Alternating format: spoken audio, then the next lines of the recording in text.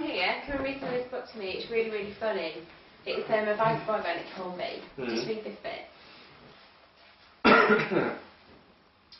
Marcus wasn't daft. Well, okay, he was daft sometimes, like with the singing, but he wasn't stupid daft, just brush daft. He could see instantly that the things he knew about Will, the stuff about him not having a kid and not having an ex, were too good to give up all at once. They were worth something. If he'd gone straight home after his first visit to Will's flat and told his mum and Susie everything immediately, then that would have been the end of it. They would have stopped him from talking to Will, and he didn't want that. He wasn't sure why he didn't want that. He just knew that he didn't want to spend this information straight away. In the same way, he didn't want to spend the birthday money straight away. He wanted to leave it in his pocket while he looked around, to work out what it was worth.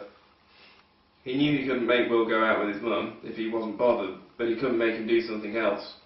Maybe something he hadn't thought of yet. So he started going around to Will's house more or less every day after school to get some ideas.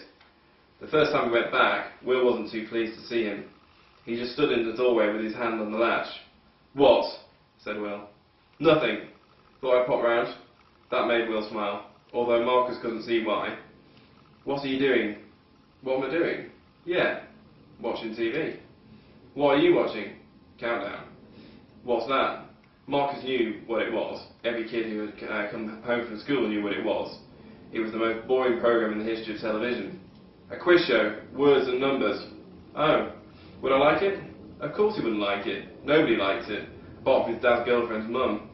I'm not sure I care. I could watch it with you if you want. That's very nice of you, Marcus, but I usually manage on my own. I'm good at anagrams and maths. I'd be really helpful if you were serious about doing well.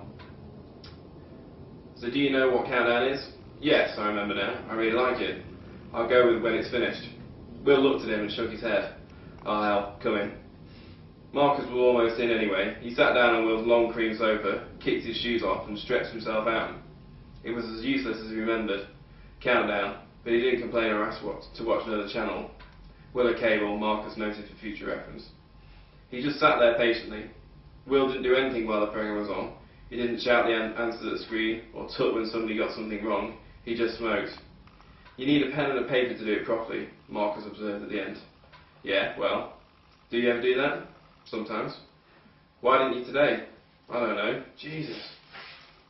"You could have done. I wouldn't have minded." "That's very big of you." He turned the TV off with the remote and they sat in silence. "What do you want, Marcus? Haven't you got any homes to go to?" "Yeah." "Do you want to help me?" "That wasn't what I meant. I meant, why don't you go home and do it?"